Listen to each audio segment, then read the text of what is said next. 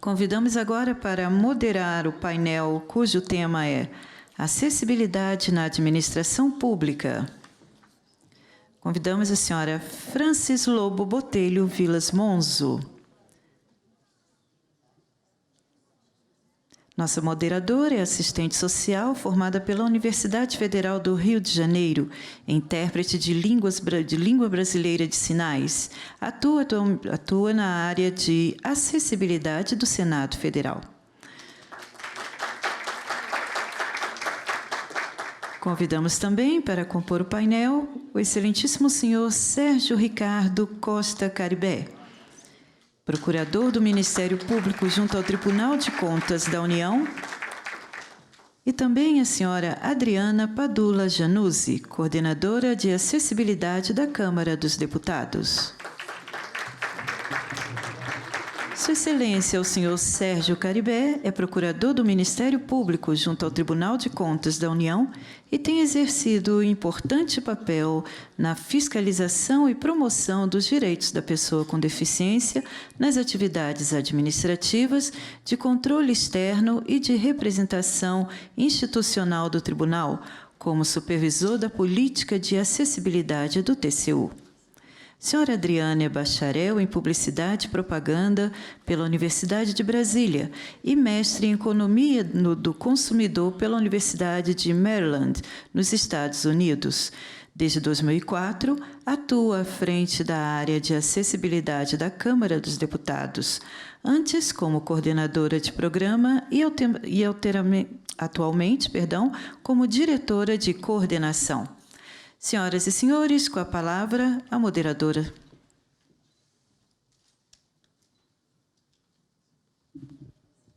Bom dia. A gente vai começar aqui agora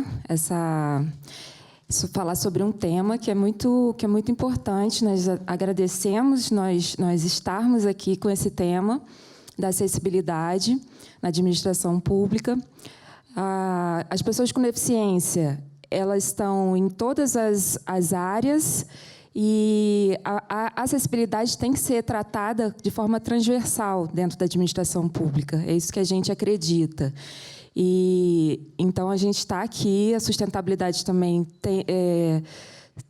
abarca tem que abarcar esse tema, como vários outros. E a gente vai fazer essa discussão aqui de forma contando aqui a experiência.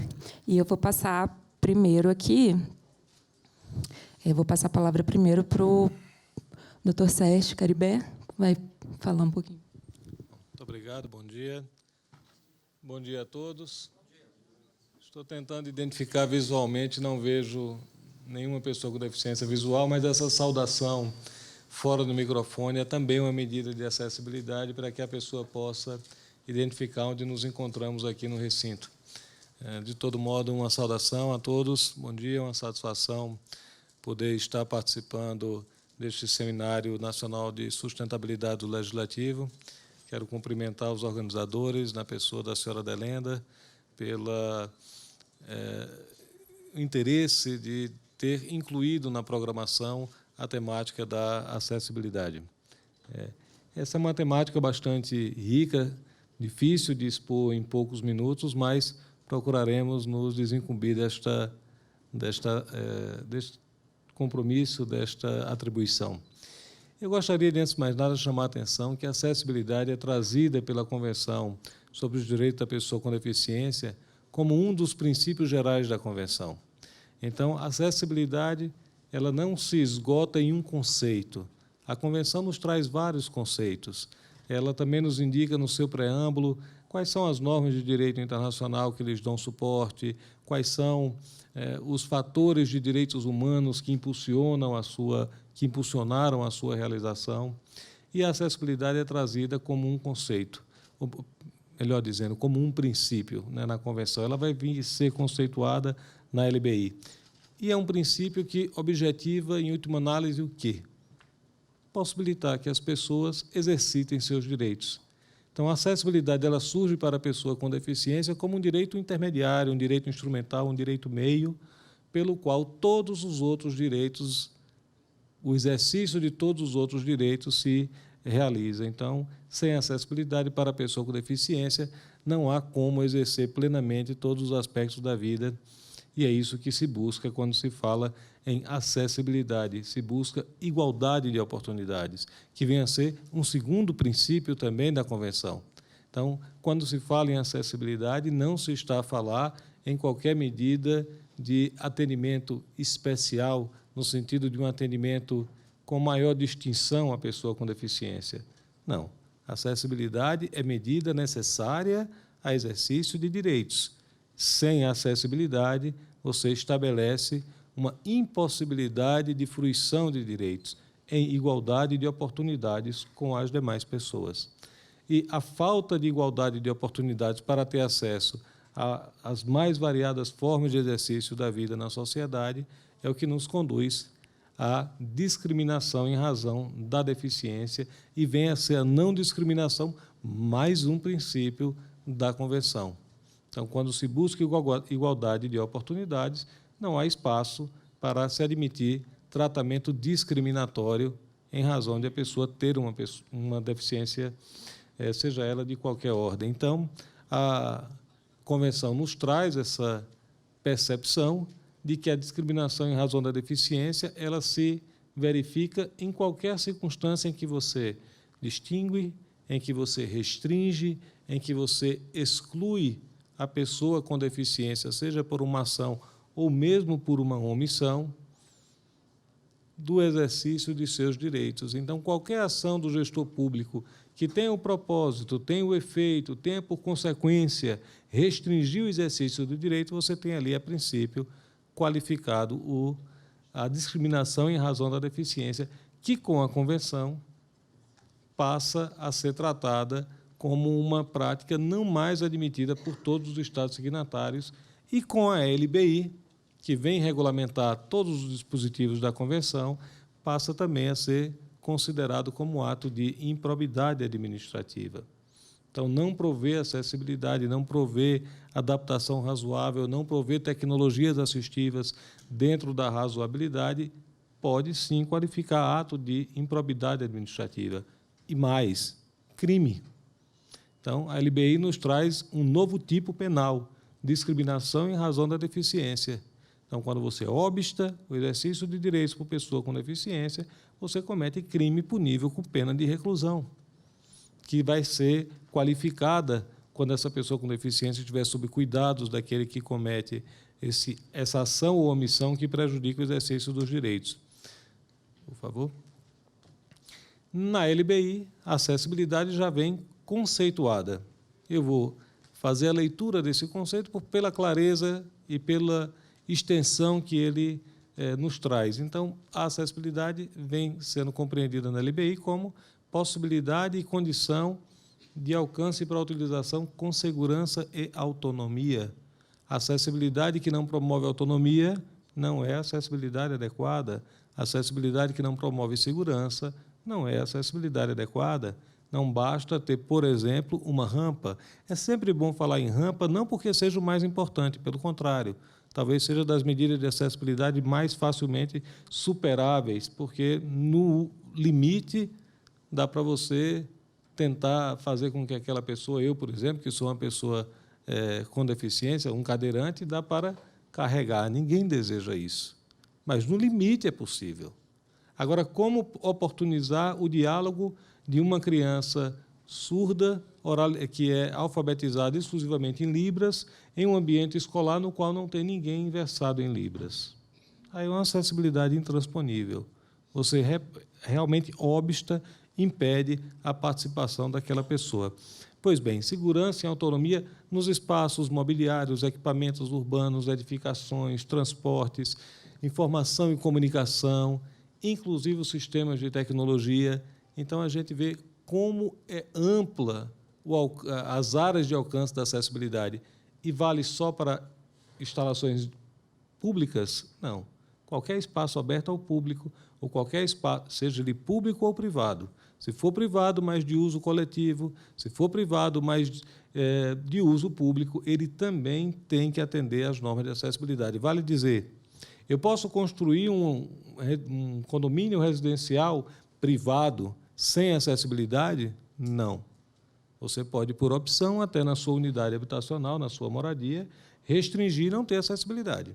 Mas, na área comum, a acessibilidade necessariamente tem que ser observada sob pena de não se conferir àquela edificação um alvará, uma carta de habite-se ou qualquer outra documentação que deva ser emitida pelo poder público.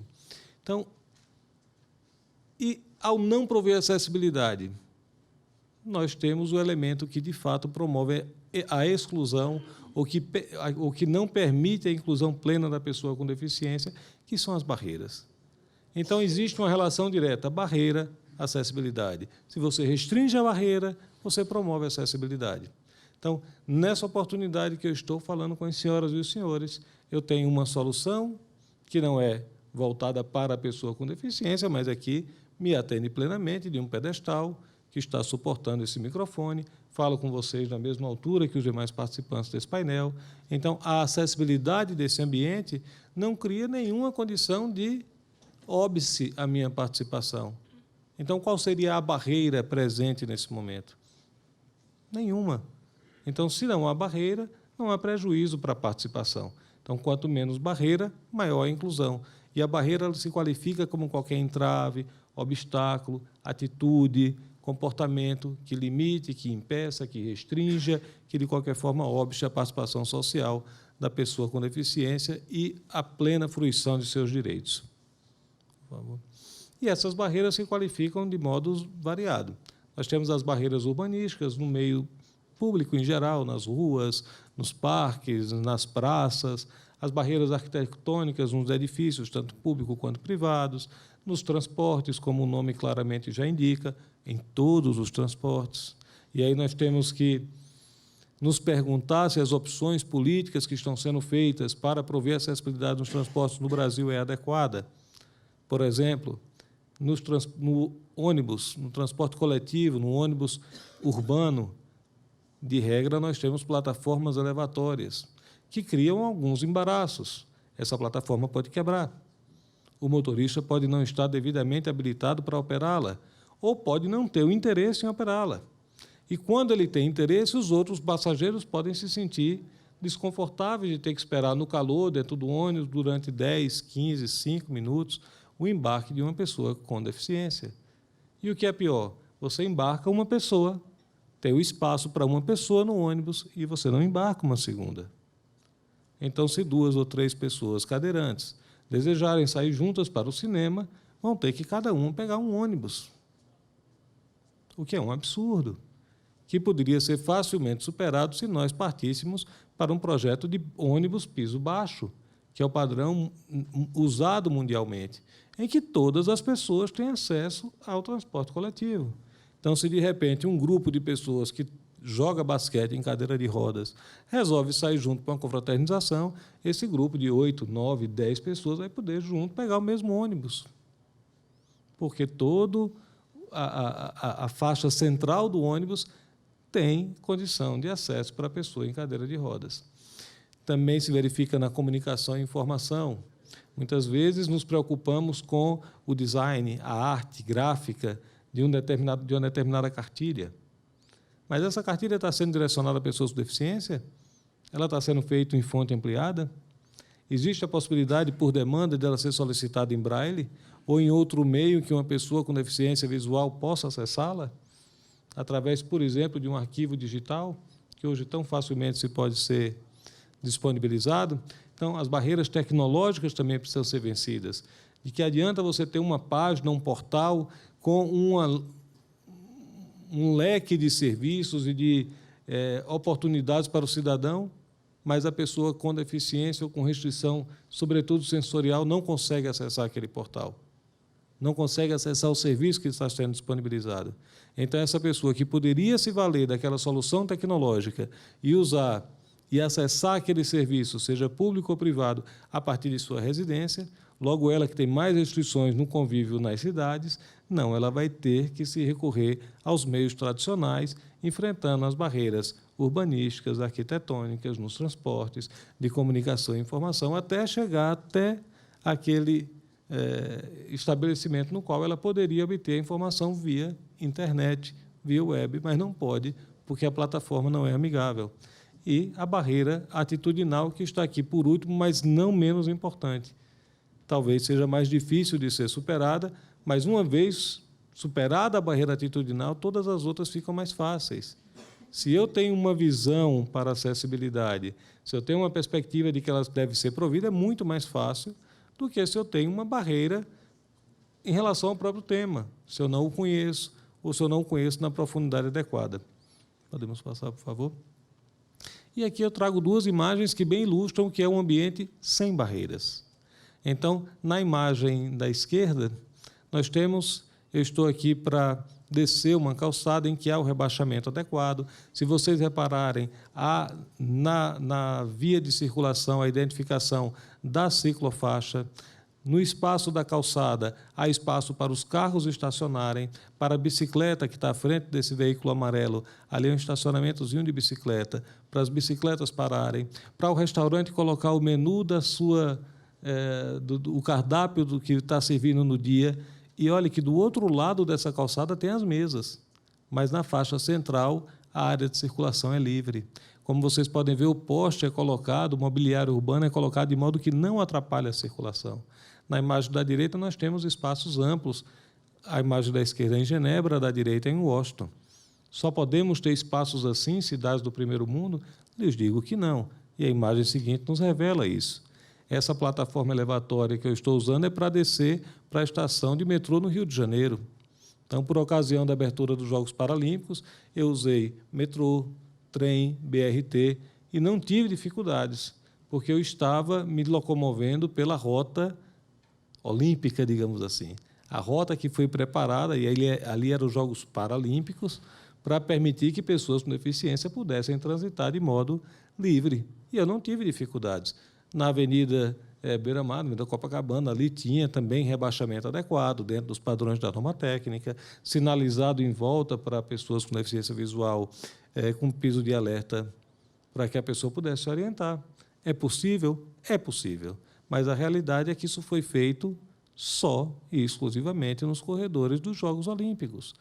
No dia seguinte, eu necessitei novamente me recorrer ao metrô. Quando cheguei na estação próxima ao hotel, esta mesma solução de acessibilidade estava quebrada. Eu tive que ir para uma outra estação do metrô, fui andando, e aí me deparei com essa imagem que nós vemos na sequência da rampa que conduz ao bueiro, que é a realidade. Quando se promove a acessibilidade, de regra, se promove de modo inadequado. Quando se promove. O censo de 2010 nos indicou que 95% das residências no Brasil, a pessoa com deficiência não tem acessibilidade da sua casa para a rua que fica à frente da sua casa. Em 95% das residências dos lares brasileiros. Quando tem, ou é mal concebido, faz acessibilidade só para dizer que fez. Um outro exemplo está aqui nessa imagem à direita, que é aqui, ó, do nosso lado, na frente do anexo 4 da Câmara, que nós temos uma rampa, nós temos um rebaixamento de calçada, fora das especificações técnicas. Ali eu já não consigo passar só. Mas o que é pior, vem um cidadão e para o carro, na frente do rebaixamento. Local, inclusive, em que é proibido estacionar. Então, nós temos aí a barreira atitudinal. Você provê a barreira urbanística de modo inadequado, mas a barreira atitudinal não permite o exercício de direitos. Vamos passar mais uma vez, por favor. E aí surge a importância de destacar a importância, o papel que tem os órgãos de controle, tanto o controle interno como o órgão de controle externo, que com a LBI passam a ter a obrigatoriedade de incluir nas suas inspeções e auditorias a verificação do cumprimento das normas técnicas de acessibilidade. Então, se antes havia alguma dúvida quanto ao alcance da acessibilidade na atuação das senhoras e dos senhores daqui do Tribunal de Contas da União e de quem atua nas unidades de controle interno dos demais órgãos da Administração Pública Federal, o artigo 93 da LBI espanca, afasta qualquer dúvida e explicitamente prevê esta competência, que se dá de formas variadas. Sabemos aqui, né, as pessoas que trabalham aqui no TCU, mas para aqueles que não trabalham, seja por prestações de contas, e aí o TCU já dá mais uma contribuição importante, porque desde 2012 passou a exigir que as prestações de contas tragam num capítulo próprio o que é que os órgãos fizeram para prover acessibilidade em suas instalações no exercício anterior. Muito antes da LBI prever a necessidade de os órgãos apresentarem relatório circunstanciado para ser encaminhado ao Ministério Público, apontando as ações feitas durante o exercício, o TCU já, de modo pioneiro, passou a exigir nas prestações de contas, mas também por representações daqueles legitimados. Eu mesmo promovi algumas representações sobre essa temática, denúncias de qualquer cidadão e trabalhos de fiscalizações os mais variados. Aqui nós vamos exemplificar alguns em que a acessibilidade foi objeto de ponto de auditoria. Por favor. E aí observo que, desde 2012, numa decisão da presidência, então, do ministro Benjamin Zinler, quando eu levei, na época, como coordenador da campanha Ministério Público de Contas pela Acessibilidade Total, a pauta de acessibilidade ser incluída nas atividades do TCU, numa reunião com os secretariados, os secretários gerais e vários secretários da unidade aqui, das unidades da Secretaria do Tribunal. E, embora já tivesse aprovado o Fiscobras para o ano de 2012, isso foi em setembro de 2011, a presidência demandou e foi possível incluir para 2012 a acessibilidade como item de verificação, e tem sido adotada essa sistemática em todas as matrizes de planejamento do Fiscobras. Então, em todas as obras que são fiscalizadas pelo TCU, a acessibilidade passou a ser um ponto de verificação. Por favor. É de se destacar também uma auditoria realizada em 2012. Embora possa parecer distante, estamos em 2018, esse trabalho está sendo monitorado no momento.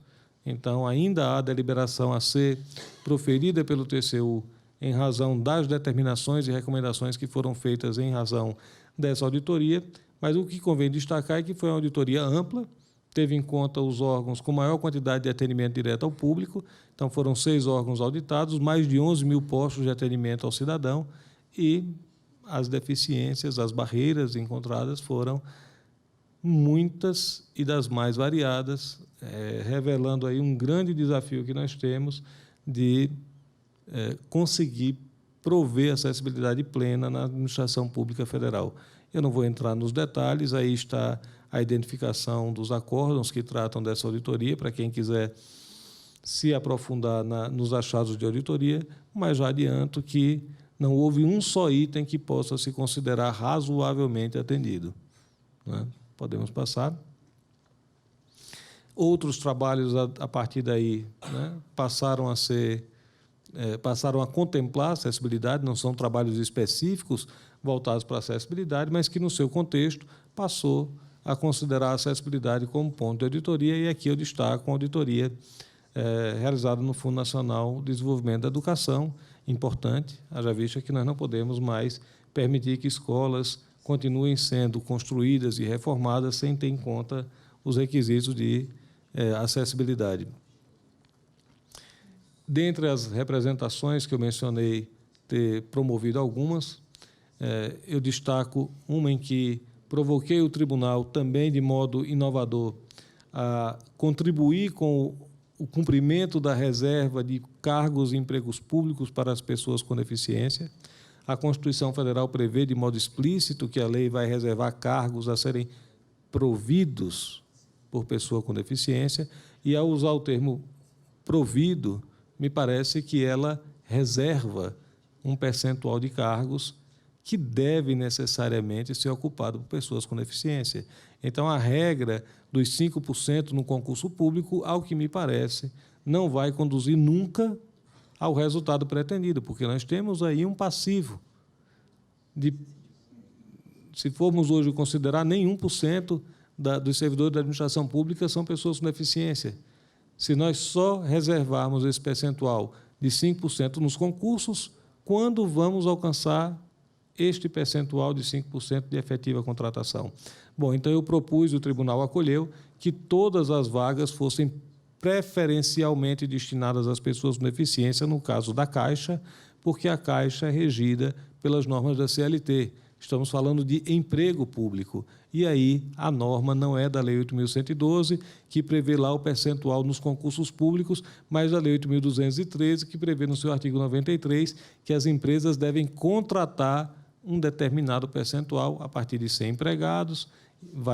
Esse percentual vai aumentando. As empresas com mais de 1.000 empregados têm que ter 5% de seus empregados contratados. Isso vale para a iniciativa privada, isso vale para os empregos públicos. E o Poder Judiciário, reiteradamente, já tem determinado a recontratação de empregados que são demitidos, sem que haja contratação de um outro para aquele posto de trabalho, e, com isso, não tenha mais a observância do percentual mínimo da lei.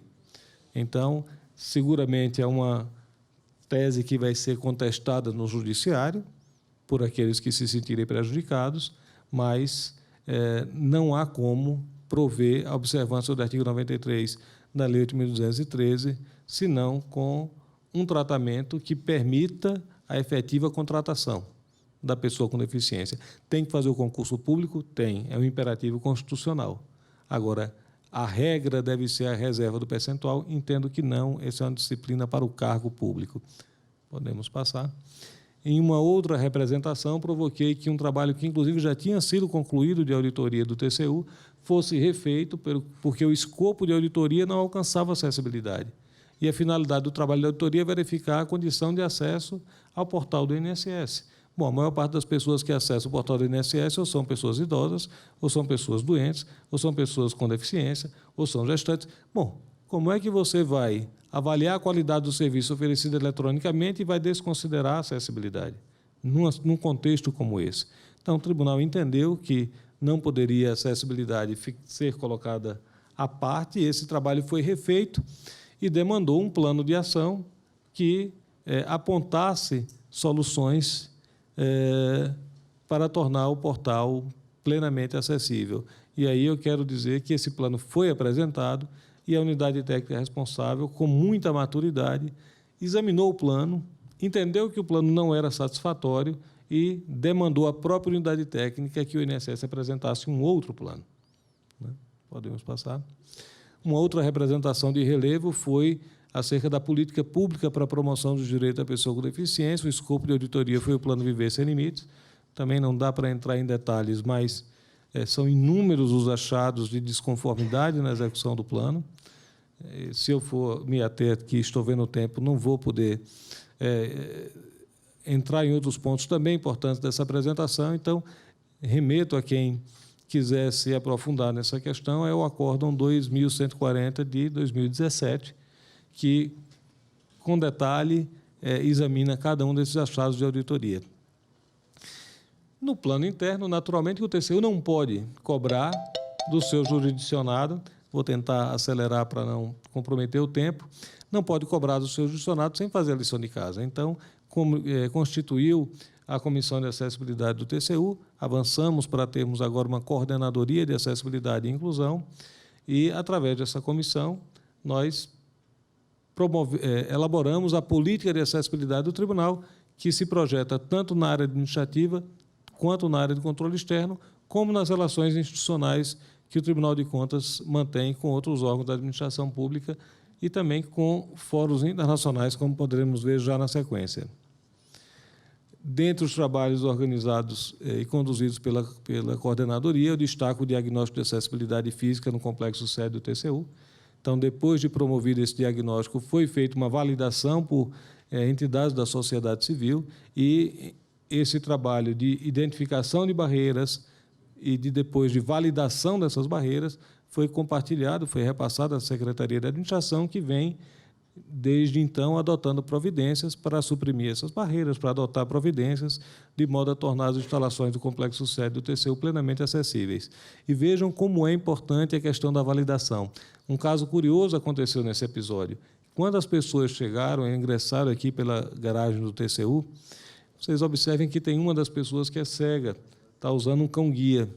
E aí pediram que essa pessoa selecionasse o segundo andar, porque o elevador tem os adesivos indicando em braille o andar, né, o sentido o botão de abrir porta, fechar porta, e essa pessoa cega correu o dedo em todas as abotoadoras lá do elevador, passou, não tem. Não tem. É o segundo andar, procura, e ele, não tem. Esse elevador não tem segundo andar. Aí, finalmente, botaram o dedo dele lá, aqui, ó. Aí ele passou o dedo, tem, mas está de cabeça para baixo. Então, na hora de colocar o adesivo, colocaram de ponta cabeça. Não foi o erro aqui no TCU, isso foi de quem forneceu o equipamento, mas como isso poderia ser identificado? Claro que foi uma grande coincidência.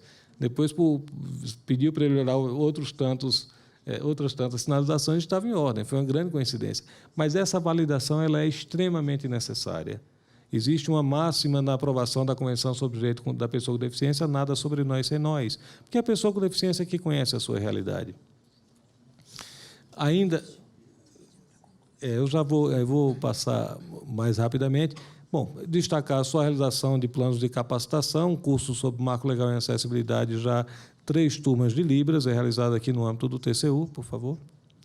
A criação de um painel de informação sobre a pessoa com deficiência, também inovador. Não temos em nenhuma instância da administração pública informações consolidadas de modo que possam ser facilmente acessadas, que tratem da pessoa com deficiência. Então, já estamos tratando para que esse painel possa ser acessado pelo público externo, pela sociedade e também pelos outros agentes públicos, porque ele pode até, inclusive, nos ajudar a orientar melhores políticas públicas. Ele pode, por exemplo, nos dar uma leitura de como é a relação da pessoa com deficiência escola-trabalho, qual é o grau de formação que essas pessoas têm e qual é o nível de envolvimento no mercado de trabalho. Pela sua importância, foi agora recentemente reconhecido e premiado no Prêmio Reconhecer, iniciativa também aqui do TCU, e, como eu digo, é uma ferramenta que pode ser bastante útil. Destaco ainda o termo de cooperação em acessibilidade firmado entre o Senado, a Câmara, o Supremo Tribunal Federal, o TCU, o STJ, TST e TJDFT. Outros órgãos já estão em processo de adesão a esse termo de cooperação técnica, que surge não de uma estratégia de cúpula, apenas das presidências desses órgãos. Ao contrário, ele primeiro foi gestado em reuniões conjuntas dos servidores que são envolvidos com essas atividades nas respectivas instituições. E, não menos importante, a representação institucional. Eu tenho viajado o país inteiro levando essa mensagem, tentando sensibilizar e participar também de fóruns internacionais. Aqui eu destaco o Fórum Social do Conselho de Direitos Humanos da ONU, em que se discutia a Agenda 2030, os Objetivos de Desenvolvimento Sustentável, na perspectiva de não deixar ninguém para trás, oportunidade de a gente conhecer a realidade de outros países e compartilhar nossas experiências, e iniciativa que se repetiu nas reuniões de monitoramento da convenção realizada na sede da ONU em Nova York. À esquerda foi a do ano passado, em 2017, participei pela primeira vez ali no plenário da ONU, dando notícia da política de acessibilidade do TCU, das iniciativas que o TCU já estava adotando, da contribuição que o TCU estava oferecendo para a implementação da convenção. E nessa outra imagem, eu já estou encerrando, nós temos no canto esquerdo a deputada Mara Gabrilli, recém-eleita senadora, que foi, nesta ocasião, eleita para ser a representante brasileira. Pela primeira vez, o Brasil tem um assento no Comitê de Monitoramento da Convenção sobre os Direitos da Pessoa com Deficiência. Eu estou no canto esquerdo, no canto direito, e ao meu lado a ministra Nancy Andrighi, que está aí gentilmente segurando um folder de divulgação dos trabalhos aqui do TCU, que agora acabou de assumir novamente a presidência da Comissão de Acessibilidade do STJ, que essas duas temáticas estavam reunidas, sustentabilidade e acessibilidade, e agora foram novamente separadas. E eu concluo até fazendo essa observação. São 2 temas extremamente importantes. Quando falamos de sustentabilidade, estamos falando em preservar o meio ambiente que temos hoje para as gerações futuras, mas também torná-lo melhor para as gerações presentes. Mas, quando falamos de acessibilidade, estamos falando em medidas transversais, amplas, que são essenciais para assegurar à pessoa com deficiência a fruição de todos os demais direitos. Então, talvez seja difícil pretender tratar esses 2 temas conjuntamente na medida em que eles se ocupam de aspectos diferentes, de dimensões diferentes, e quando falamos de acessibilidade, estamos falando de um contingente autodeclarado de 45 milhões de brasileiros que querem ter a oportunidade de exercer a sua cidadania com plenitude e com acesso a todos os direitos, com igualdade de oportunidade com as demais pessoas. É isso que nós buscamos, e para esse são desafios enormes, tanto a promoção da sustentabilidade com acessibilidade, e iniciativas como essas contribuem e nos animam a estimular a sociedade a vestir a camisa e participar dessa missão, que não é nada fácil e que vai exigir muito de todos nós. Pela atenção de todos, muito obrigado. Eu quero agradecer as palavras do Dr. Sérgio, que é um exemplo aqui para a gente de como o papel do controle, o papel do TCU, de fiscalizar, de controlar as ações é importante, mas de também sensibilizar. E o Dr. Sérgio tem feito isso, né? A questão não é só... É ver o que está sendo cumprido, nós temos que cumprir tudo aquilo que está na LBI, que está na convenção, mas também a gente tem que conversar, que explicar, que passar as informações. E isso o Dr. Sérgio fez aqui hoje com muita clareza e tem feito em diversos locais. E ele destacou algumas coisas importantes aqui, interessantes, e eu lembrei aqui que muitas vezes a gente acha que a pessoa com deficiência tem que participar só daquilo que é relacionado à deficiência, né? Como a questão dos Jogos Paralímpicos, que só tinha a acessibilidade ali enquanto o evento estava acontecendo. E muitas vezes a gente já passou por situações em que a gente ouve que a acessibilidade, a gente tem que dar acessibilidade, por exemplo, a gente tem que ter intérprete de Libras nos eventos que falam sobre inclusão de pessoa com deficiência, e nos demais não. Como se a pessoa surda só quisesse saber da deficiência, né? Ela não pode ter interesse em nenhuma outra área. Então, são questões que a gente tem avançado dentro da administração pública, mas que a gente ainda tem muitos desafios para vencer, para superar. A gente ainda tem muitas barreiras, como mostrou o Dr. Sérgio aqui. E assim, eu quero passar a palavra aqui para a Adriana, que vai falar um pouquinho também sobre a Câmara dos Deputados, o trabalho que é realizado lá, internamente. Bom dia a todos. Agora falar no microfone. Meu nome é Adriana Januzzi, eu trabalho na Câmara dos Deputados, estou atualmente como diretora da Coordenação de Acessibilidade, e vou falar um pouquinho do trabalho que a gente está fazendo lá desde 2004. Bom, essa parte aqui, o Dr. Sérgio já falou amplamente, né, sobre a definição de acessibilidade de pessoa com deficiência. Então, eu vou pular, né, só vou falar aqui, né, que o censo de 2010 levantou que havia 45 milhões de pessoas com algum tipo de deficiência. Isso representa quase 1/4 da população. Provavelmente, esse dado já estava subestimado, subnotificado na época, por questões do próprio questionário. Melhorou aqui. E já estava subestimado na época, e agora, mais ainda, já está bastante defasado. Então, com certeza, esse número de 45 milhões já aumentou bastante de lá para cá, né? Também a justificativa desse trabalho que a gente faz são as exigências da lei, né? A gente já tem muitas leis desde 2000, antes de 2000, 91, 90, a gente já tinha várias leis tratando de direitos da pessoa com deficiência. Mas, mais recentemente, em 2008, o Brasil assinou a Convenção sobre os Direitos das Pessoas com Deficiência, uma convenção internacional da ONU, e foi aprovada aqui no Congresso Nacional com status de emenda constitucional. Então, quando a gente está falando de acessibilidade de pessoas com deficiência, na verdade, a gente está falando de direitos assegurados pela própria Constituição brasileira. Né? E a LBI é a Lei Brasileira de Inclusão, que era o antigo Estatuto do Portador de Deficiência, depois Estatuto da Pessoa com Deficiência, veio para trazer para uma linguagem mais brasileira o que já estava previsto na Convenção. Tá?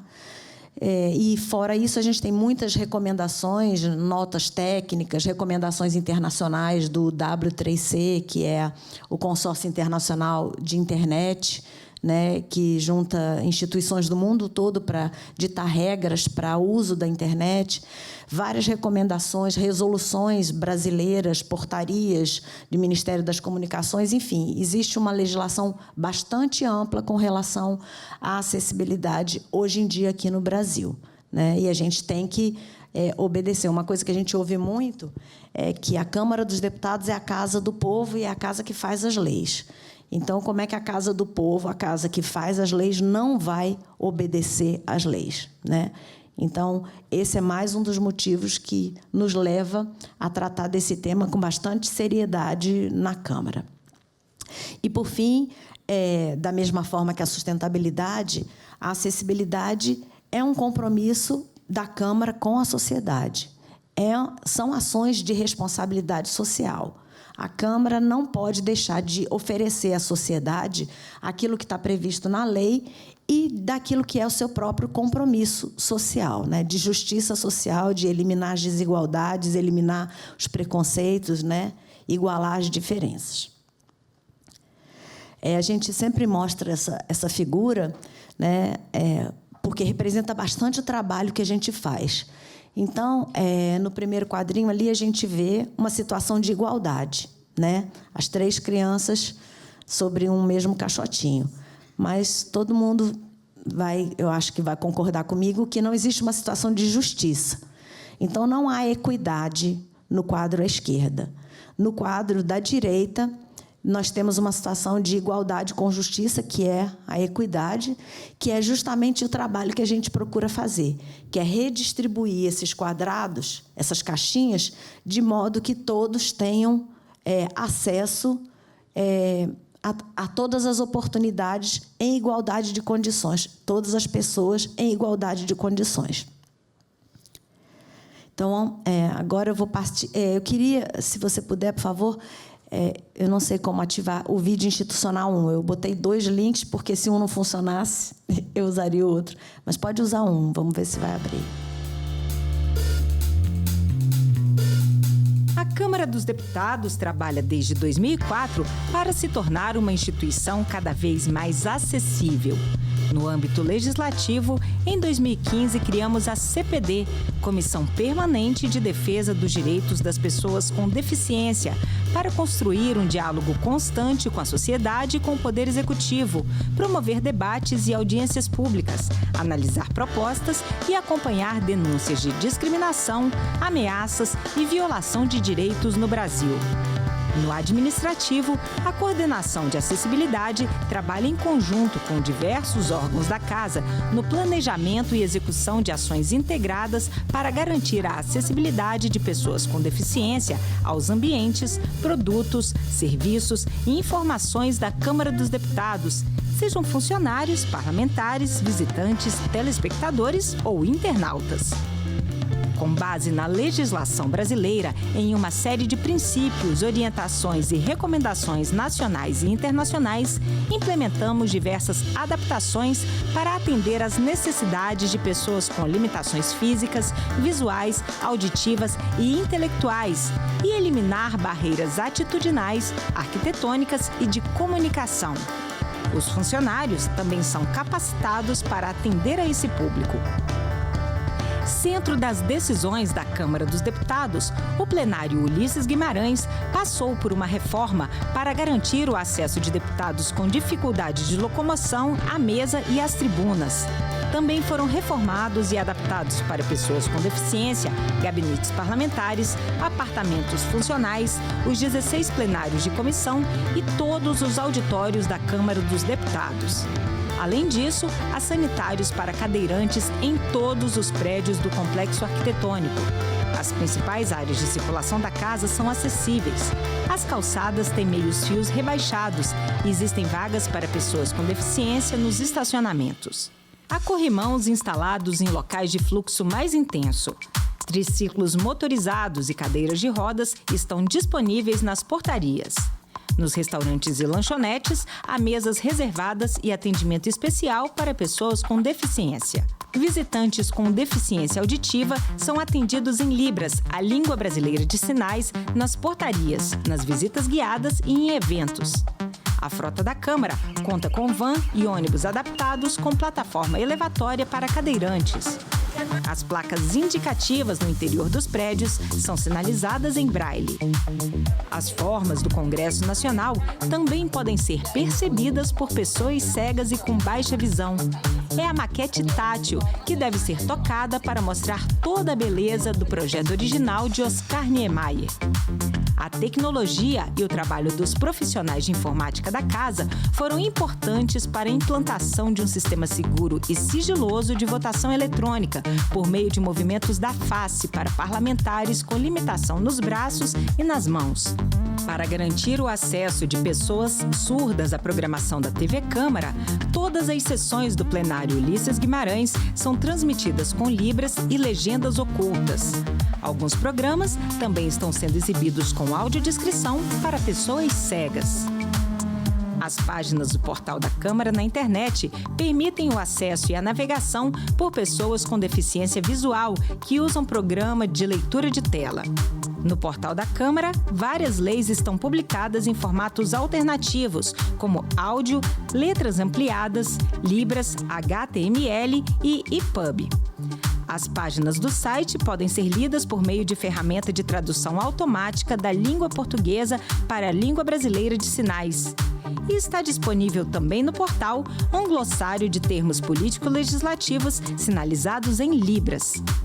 Recursos de tecnologia assistiva, como leitores e ampliadores de tela, linha Braille, impressora Braille, scanner com voz, software de reconhecimento de voz, aro magnético, sistema Bluetooth e FM, vêm sendo adquiridos e instalados em locais diversos para uso por parlamentares, funcionários e visitantes com deficiências motoras e sensoriais.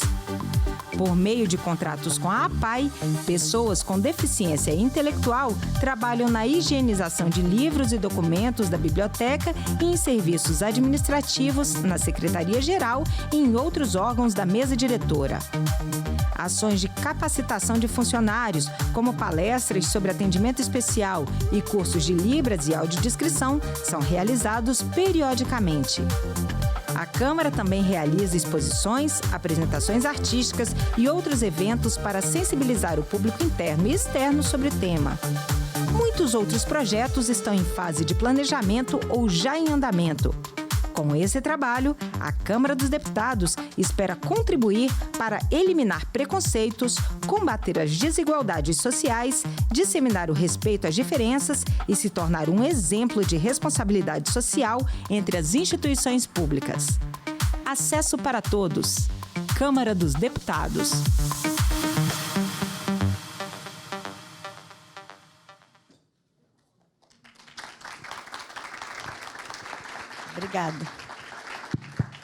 Obrigada. Eu queria estender essas palmas aqui a vários colegas da Câmara que trabalharam em vários projetos e continuam trabalhando, como o Fabiano, da arquitetura, o Fábio, eu vi ele entrando, está ali, o pessoal da área de elevadores, o pessoal do Ecocâmara, que trabalha em parceria conosco, a Marisa, da CAED, muitas pessoas que sem essas pessoas trabalhando conosco lá na Câmara, a gente jamais conseguiria fazer tudo que está aqui. O vídeo mostra muita coisa legal, Mas, gente, falta muita coisa ainda. Vocês podem pensar que não, que está tudo resolvido, mas a gente ainda tem muitos e muitos desafios pela frente. Então, vamos continuar aqui.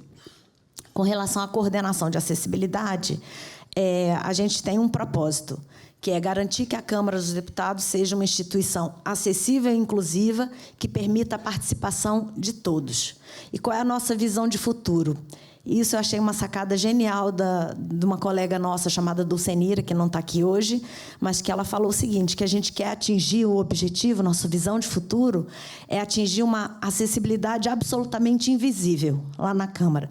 Que significa o quê? Tornar tão natural que a gente nem perceba que ela está lá. Entendeu? Tornar natural a inclusão de todas as pessoas nos ambientes, produtos, serviços e informações disponibilizados pela Câmara dos Deputados. Então, a gente quer chegar nessa acessibilidade invisível. Então, vou falar aqui um pouquinho da história, né? A gente iniciou em 2004 como um programa, era Programa de Inclusão Social de Pessoas com Deficiência. Algumas pessoas daqui também participaram desde essa época, como o Prado, o Fabiano também. A própria Valéria, do TCU, fez parte desse grupo, e 2 pessoas do Senado. Então, a gente montou um grupo de trabalho bem grande, juntando pessoas de várias áreas da Câmara dos Deputados. E esse grupo trabalhou bastante para estudar, né, as questões de acessibilidade, em quais linhas a gente podia atuar, fazer um diagnóstico durante vários meses e, por fim, a gente instituiu, por meio de portaria, esse programa, que chamava Programa de Inclusão Social de Pessoas com Deficiência. Depois a gente mudou o nome para Programa de Acessibilidade, porque também não posso esquecer minhas raízes de publicitária, e Programa de Inclusão Social de Pessoas com Deficiência era um nome muito difícil de divulgar, de falar, era muito comprido. Então, a gente pegou um nome mais de impacto, né? E aí a gente mudou para Programa de Acessibilidade. E até 2016 a gente foi um programa. Mas o nosso medo era que ficasse muito personalizado, sabe? E um de nós indo aposentar, ou saindo, ou trocando uma diretoria e tal, e a gente ficasse, né, desprovido de apoio para manter a existência desse programa. E, por fim, em 2017, a gente conseguiu criar um órgão na estrutura administrativa da Câmara dos Deputados e vinculado diretamente à diretoria-geral. Eu vi o Renato Fenili falando, né, na palestra anterior, é muito importante essa vinculação a um órgão superior, porque, como são ações transversais que envolvem várias áreas da instituição, no caso da Câmara, né, a gente precisa, digamos, estar lá no topo, primeiro, para a gente ter uma visão geral, né, de como está a acessibilidade em cada área, mas também porque exige uma mudança de comportamento. E, muitas vezes, a gente não consegue fazer essa mudança de comportamento de baixo para cima. Então, realmente, o gestor precisa mudar o próprio comportamento, a própria visão que ele tem a respeito da acessibilidade, da sustentabilidade, para que, a partir daí, com o apoio de cima, as áreas que estão abaixo vão também aceitando e mudando seus comportamentos, né?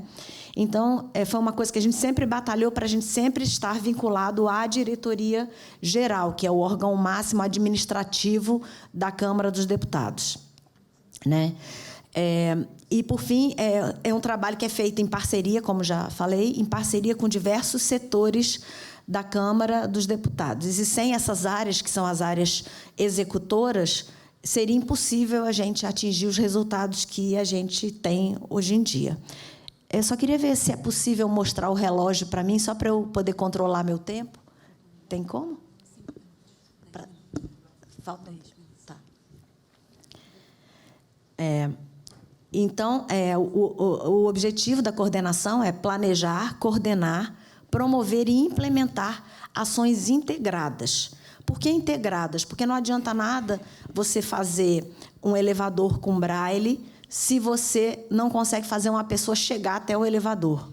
Então, você tem que ter rampa do lado de fora, acesso no estacionamento para você conseguir chegar ao elevador, e aí o elevador ter braille, e aí o elevador ter sonorização. Então, essas ações têm que ser todas pensadas. Você faz um evento todo acessível. mas o site do evento não está acessível. E aí as pessoas não conseguem se inscrever, as pessoas com dificuldade sensorial, ou cegas ou surdas, não conseguem se inscrever para esse evento. Mas o evento está todo acessível. Entendeu? Então, uma coisa tem que conversar com a outra, uma ação tem que conversar com a outra, né? Para a gente prover acessibilidade aos ambientes, produtos, serviços e informações da Câmara dos Deputados. Nosso público-alvo é muito amplo. Então, conforme o tipo de limitação, podem ser pessoas com deficiência física, auditiva, visual, intelectual, com mobilidade reduzida e com algum outro tipo de necessidade especial, que não seja uma deficiência. Por exemplo, as pessoas obesas ou as gestantes, né, que passam por situações específicas, ou uma pessoa que fez uma cirurgia e que tem uma dificuldade de locomoção temporária, né? Segundo tipo de relação com a Câmara dos Deputados, são essas pessoas com todos os tipos de deficiência, né? Mas também essas pessoas podem ser deputados, funcionários, visitantes, telespectadores ou internautas. Por que eu estou falando de telespectadores e internautas? Porque, como vocês viram no vídeo, nós temos uma TV e essa TV precisa prover informações acessíveis a pessoas surdas, usuárias da Libras, a pessoas surdas, usuárias da língua portuguesa, que são públicos diferentes, embora muitas pessoas não entendam por que tem que ter legenda e por que tem que ter Libras, porque tem públicos surdos que utilizam línguas diferentes, né? E audiodescrição também para pessoas cegas. Então, por isso que a gente envolve também os telespectadores com deficiência no nosso público-alvo. E os internautas, porque são as pessoas com deficiências sensoriais ou motoras que utilizam o site da Câmara dos Deputados. E esse site tem que ser adaptado conforme normas internacionais, como eu já disse anteriormente, de modo que todas as pessoas possam ter acesso ao seu conteúdo. Essas são as áreas de atuação, eu não vou entrar em detalhamento, né? Mas depois esses slides vão estar disponíveis para quem quiser olhar em mais detalhe, e também vou deixar no final meu telefone. Estamos abertos a sugestões, reclamações e informações, se as pessoas quiserem buscar, estamos à disposição, né? E, então, essas são as áreas de atuação, e aqui são as atividades e áreas envolvidas dentro de cada linha de atuação. Né? Então, por exemplo, vou falar somente uma, a parte de acessibilidade física e arquitetônica e urbanística, envolve circulação de pessoas, o entorno da Câmara dos Deputados, os estacionamentos, os ambientes internos e externos, o mobiliário, os equipamentos e os transportes que a gente utiliza lá. Tudo isso está dentro dessa linha de atuação, né? Aqui tem uma lista dos setores parceiros, executores, né? Então, tem até, por exemplo, a área de alimentação. Então, até capacitação para a empresa terceirizada que presta serviços nos nossos restaurantes e lanchonetes, a gente tem que fazer, né? Tem que capacitá-los para que eles possam receber adequadamente os visitantes e os servidores com deficiência, que utilizam as áreas de alimentação. Vou falar agora mais sobre os avanços, né, que meu tempo já está curto. Um dos avanços que eu vejo foi a gente ter conseguido fazer uma política interna de acessibilidade com base na Convenção da ONU e alinhada à estratégia da Casa. Então, na verdade, a nossa política é de 2011 e a Convenção tinha sido ratificada pelo Brasil em 2008. Então, a nossa política já continha os preceitos, os princípios estabelecidos na Convenção. Isso antes de sair a Lei Brasileira de Inclusão. A Lei Brasileira de Inclusão é de 2015. Então, a gente, já em 2011, a nossa política já estava bem adequada ao que viria ser a LBI. E o principal é que está alinhada à estratégia da Câmara dos Deputados. Na verdade, nós temos alinhamento das 7 diretrizes estratégicas do nosso planejamento estratégico. Nós temos interface com 5 linhas, com 5 diretrizes estratégicas da Câmara: interação, sintonia, participação, gestão. Esqueci uma, mas depois eu me lembro. A outra coisa que a gente vê como um avanço foi que o artigo 8º da LBI trouxe o princípio da solidariedade, que é o seguinte: a acessibilidade e a inclusão da pessoa com deficiência é obrigação do Estado, da família e da sociedade. Antigamente, era só obrigação da família. A sociedade não tinha nenhuma obrigação e o Estado muito menos. Então, isso, para mim, foi um grande ganho da LBI, porque coloca o Estado como, né, sendo obrigado a prover a acessibilidade. Isso está escrito na lei. E a sociedade também. Então, a pessoa com deficiência tem a limitação dela. Ela não pode deixar de ter essa limitação, porque faz parte do corpo dela, da vida dela. Mas a sociedade pode deixar de ter barreiras e o Estado tem um papel importantíssimo para eliminar essas barreiras. Um outro avanço, que já é um avanço mais interno, né, foi o fato da gente ter a nossa área criada dentro da estrutura da casa e da gente ter essa área designada especificamente para atuar na promoção da acessibilidade. Então, assim, reforçando o que o doutor Sérgio falou, sustentabilidade e acessibilidade são áreas dentro de responsabilidade social, mas basta a gente ler as políticas de cada um, né? A política de acessibilidade e a política socioambiental da Câmara, que as pessoas vão perceber que são focos totalmente diferentes, são públicos-alvos diferentes, são ações, atividades completamente diferentes. Tem algumas coisas em comum, mas uma equipe só não dá conta de trabalhar essas duas áreas. Então, é necessário ter uma equipe voltada, com foco para a acessibilidade e uma equipe com foco em sustentabilidade. Isso é muito importante para que essas ações consigam ser executadas e ser levadas a cabo, né? Mas a parceria sempre existe e sempre vai existir. Ações acessíveis feitas com sustentabilidade e ações sustentáveis feitas com acessibilidade. E, por fim, também reforçando o que o doutor Sérgio falou, é uma iniciativa nossa, dos servidores, de criar uma rede de acessibilidade entre as instituições públicas, que hoje em dia envolve Câmara, Senado, STJ, STF, TSE, TST, TJ, DFT, e estão entrando mais alguns. Que aí a gente compartilha boas práticas, a gente compartilha experiências, e é muito importante, e a gente está fazendo um trabalho, estamos fazendo uma cartilha para distribuir para todas as instituições públicas com orientações de acessibilidade. Os desafios.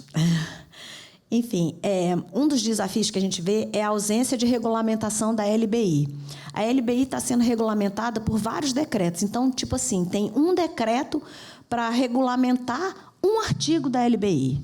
Aí sai outro decreto para regulamentar 2 artigos da LBI.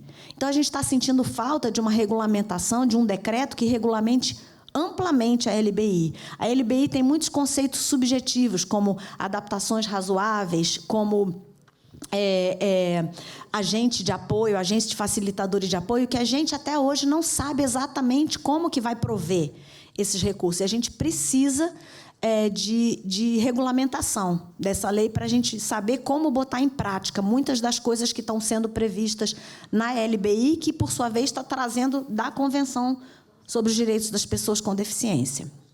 Um outro desafio grande é a ausência de soluções tecnológicas eficientes e de baixo custo para problemas específicos. Por exemplo, a gente ter uma solução de tradução automática de Libras, como o avatar que a gente mostrou, de modo que tudo de internet possa ser traduzido em Libras com um vocabulário amplo, porque a gente sabe, embora muitos intérpretes de Libras, a Francis sabe porque a Francis é intérprete de Libras, muitos intérpretes de Libras e muita gente da comunidade surda ficou revoltada com essas soluções tecnológicas. Mas, gente, vamos pensar no conteúdo que é postado na internet por segundo, no mundo inteiro. Como que no Brasil, vamos pensar no Brasil, né? Tudo que é postado na internet, como que os intérpretes de Libras brasileiros vão dar conta de traduzir tudo que é produzido e jogado na internet a cada segundo? Tem que ser uma solução automática. A solução de humanos fazendo Libras tem que ser soluções para eventos, para situações em que existe a possibilidade desses intérpretes atuarem. Mas soluções de internet, por exemplo, não funcionam com interpretação humana, feita a cada segundo. Não, é impossível, né? Outra coisa é gerar legenda automaticamente. Por exemplo, eu estar falando e essa legenda ser gerada automaticamente. As soluções que a gente tem não são eficientes hoje em dia, ou se são feitas por estenotipia computadorizada, tem um humano por trás e custa R$ 1.100 a hora. Isso acaba sendo uma coisa proibitiva para a gente conseguir colocar genericamente em todos os eventos que a Câmara faz, né? Um outro desafio é a adequação dos nossos normativos internos para transversar a acessibilidade, ou seja, a gente distribuir atribuições de promoção da acessibilidade por todos os órgãos da Câmara. A acessibilidade como responsabilidade de todo mundo, para atuação imediata, não para gerações futuras, para gerações futuras também, mas a gente precisa de acessibilidade já, agora, para pessoas que trabalham lá, para pessoas que frequentam a Câmara, né? E a gente precisa que as áreas assumam as suas atribuições em relação à promoção da acessibilidade. Muitas áreas da Câmara já têm isso em seus normativos, inclusive o departamento técnico, o departamento que agora virou uma diretoria de informática. Mas existem outras áreas da Câmara que ainda precisam ter em seus normativos a acessibilidade como um norteador, né? Isso é um desafio para a gente, conseguir colocar isso nas atribuições dos órgãos.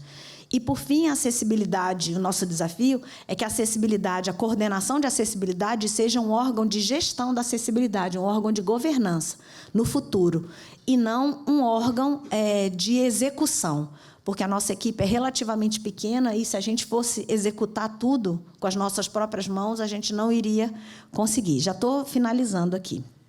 Tá?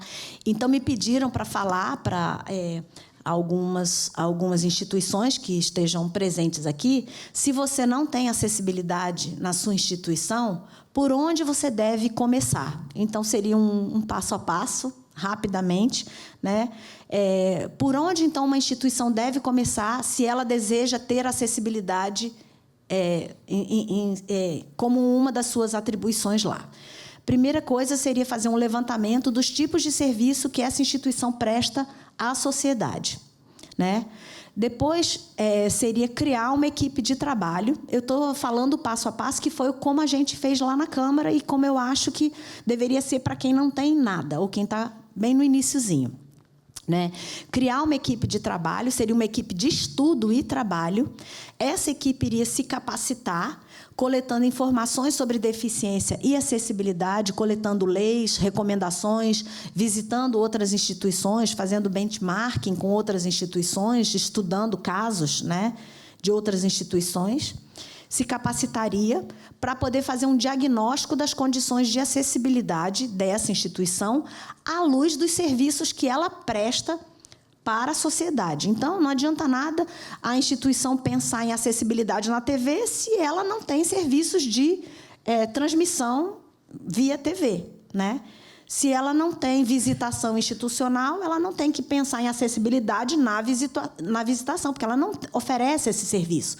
Então, quais são os serviços que eu ofereço e como eu posso oferecer esses serviços com acessibilidade, né? E aí eu vou fazer um diagnóstico das condições em que eu presto esse serviço, já com base também no meu conhecimento sobre acessibilidade e sobre deficiência. Aí vai fazer um levantamento das necessidades pontuais e gerais de acessibilidade da instituição. Pontuais, o que eu quero dizer com pontuais? Eu tenho um servidor cadeirante que trabalha lá comigo. Esse servidor tem um banheiro próximo à sala dele? Ou ele precisa descer escada ou elevador para chegar nesse banheiro? Eu tenho um colega cego trabalhando lá. Como que ele desenvolve as atividades dele? Então, eu vou primeiro buscar atender, né, fazer um levantamento das necessidades pontuais e depois das necessidades que eu preciso atender de maneira genérica. Aí eu vou definir as linhas de atuação, né, em que eu vou definir os meus projetos dentro dessas linhas de atuação. Formalizar uma política interna é muito importante, porque aí, sempre que você quiser fazer uma ação de acessibilidade, você fala assim: com base na política de acessibilidade, eu desejo tal e tal coisa, né? O difícil é aprovar a política junto à administração superior, mas é uma coisa que vocês têm que perseguir, é um objetivo que vocês têm que perseguir, né? E aí, por fim, tendo a política interna e tendo as linhas de atuação e as necessidades levantadas, você vai começar a elaborar e a executar projetos para atender a essas demandas. Inicialmente, as demandas pontuais internas e externas, porque também não adianta nada eu permitir a participação do meu público-alvo se o meu público interno não está conseguindo nem trabalhar porque não tem acessibilidade no seu local de trabalho, né? E, por fim, atender as demandas genéricas, inicialmente externamente e depois internamente. Então, assim, é a maneira como nós achamos que isso deve acontecer se você está começando do zero na sua instituição, ou deseja começar. Aí eu finalizo com essa frase, né, que é de um sociólogo português chamado Boaventura de Souza Santos. Temos o direito de ser iguais quando a nossa diferença nos inferioriza. E temos o direito de ser diferentes quando a nossa igualdade nos descaracteriza. Daí a necessidade de uma igualdade que reconheça as diferenças e de uma diferença que não produza, alimente ou reproduza as desigualdades.